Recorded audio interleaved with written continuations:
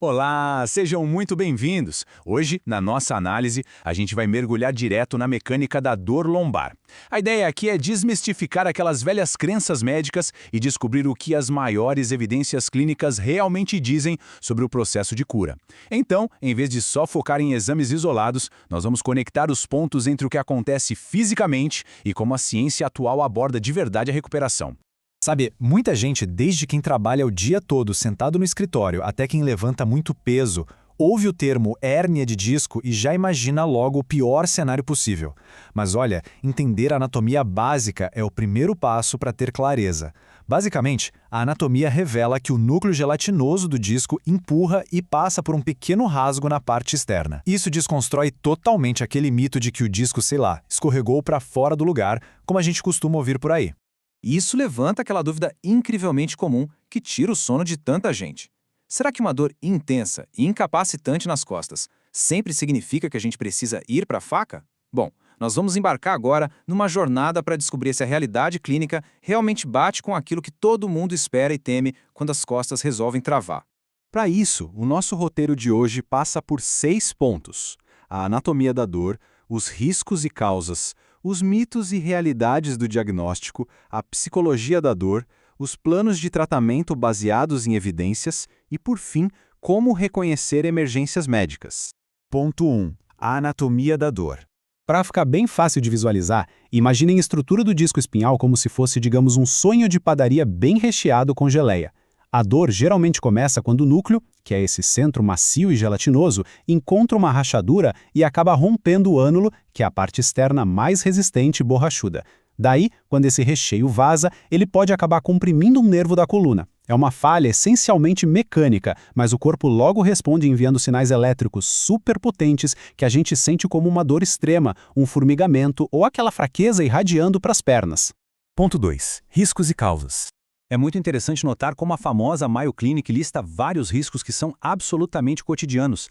A lista revela que fatores que parecem inofensivos, como dirigir com frequência e expor a coluna à vibração contínua do motor, carregar um peso extra no corpo, ou até mesmo fumar, podem acelerar enormemente a degeneração do disco. O cigarro, por exemplo, reduz o suprimento de oxigênio para a região. Tudo isso, somado a um estilo de vida mais sedentário, cria literalmente a tempestade perfeita para enfraquecer a estrutura da nossa coluna. Ponto 3. Diagnosticando mitos e realidades. E para separar meticulosamente o que é fato do que é pura ficção, a nossa análise se apoia nas diretrizes rigorosas da Sociedade Norte-Americana de Coluna. Esse documento consolida as evidências de mais alto nível para os cuidados multidisciplinares da coluna, mostrando como um diagnóstico moderno e eficiente deve realmente operar na prática. Aí a gente sempre esbarra numa grande pergunta: quando é que uma ressonância magnética é de fato necessária? A gente tem a mania de presumir que um sofrimento imenso já justifica logo correr para fazer um exame de alta tecnologia, né? Só que as diretrizes clínicas de especialistas mostram um protocolo que é totalmente contraintuitivo. Por incrível que pareça, as diretrizes alertam que não existem evidências suficientes para apoiar o uso rotineiro de exames de imagem, a não ser que existam sintomas graves bem específicos, conhecidos como bandeiras vermelhas. A razão clínica por trás disso é fascinante. Fazer uma ressonância muito cedo quase nunca muda o plano inicial do tratamento conservador. Na grande maioria das vezes, o exame só vai mostrar um desgaste normal da idade, que nem é a fonte daquela dor aguda. Ou seja, isso acaba só gerando diagnósticos enganosos e um alarme totalmente infundado. Ponto 4. A psicologia da dor. Aqui entra um conceito fundamental e super curioso: a cinesiofobia. Vivenciar uma dor que limita muito pode facilmente condicionar a nossa mente a criar um pavor absurdo de se movimentar. E olha, isso não é frescura. Esse fenômeno atua como um fator clínico prognóstico altamente negativo. Na prática, cria-se um ciclo vicioso de rigidez corporal e incapacidade prolongada. O corpo simplesmente trava, como um mecanismo de proteção equivocado ordenado pelo cérebro, e isso prejudica brutalmente a reabilitação. A solução clínica para quebrar essa barreira mental é genial. As evidências comprovam que integrar a terapia cognitivo-comportamental à rotina de fisioterapia aumenta significativamente os resultados funcionais e as chances da pessoa voltar ao trabalho quando a gente compara com o uso exclusivo da fisioterapia. Basicamente, ao desconstruir essas crenças incorretas da mente, o corpo físico ganha permissão para se curar e voltar a se mover com confiança.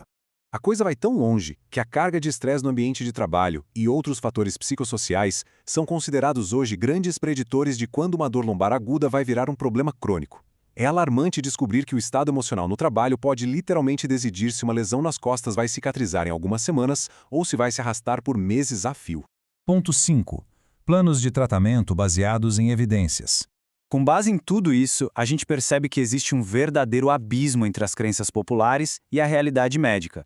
Por um lado, os tradicionais anti-inflamatórios não esteroides e as pomadas tópicas de Capsicum apresentam uma eficácia super alta de imediato. Em contrapartida, procedimentos mega famosos que a gente sempre ouve falar, como aparelhos de ultrassom fisioterápicos, tratores mecânicos e até o uso de antidepressivos para dor, simplesmente não são recomendados para dores lombares agudas.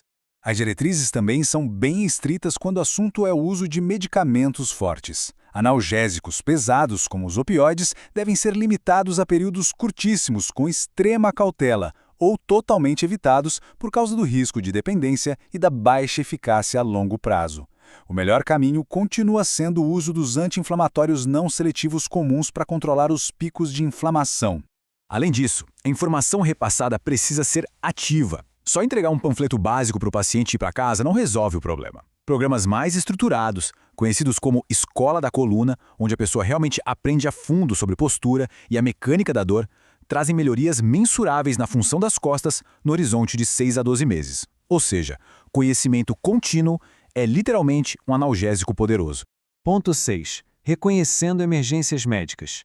Embora o tratamento conservador resolva o problema para a imensa maioria, a literatura da Mayo Clinic estabelece de forma inquestionável 3 sinais de alerta absolutos e urgentes, as tais bandeiras vermelhas. Se houver uma piora severa dos sintomas prejudicando atividades básicas, uma disfunção súbita no controle da bexiga e intestino, ou a chamada anestesia em cela, que é a perda da sensibilidade nas áreas que tocariam uma cela de montar cavalo, a história muda. Esses são sinais da perigosa síndrome da caldequina, e nesses raros casos, abandona-se qualquer paciência. A cirurgia de emergência é vital para evitar a paralisia permanente.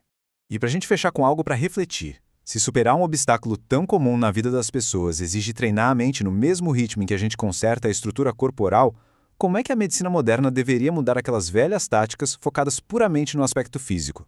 A essência que fica evidente de toda essa análise é que combater as dores lombares não é mais só uma questão estrutural da coluna, é a união incrível do encorajamento psicológico com a reabilitação motora.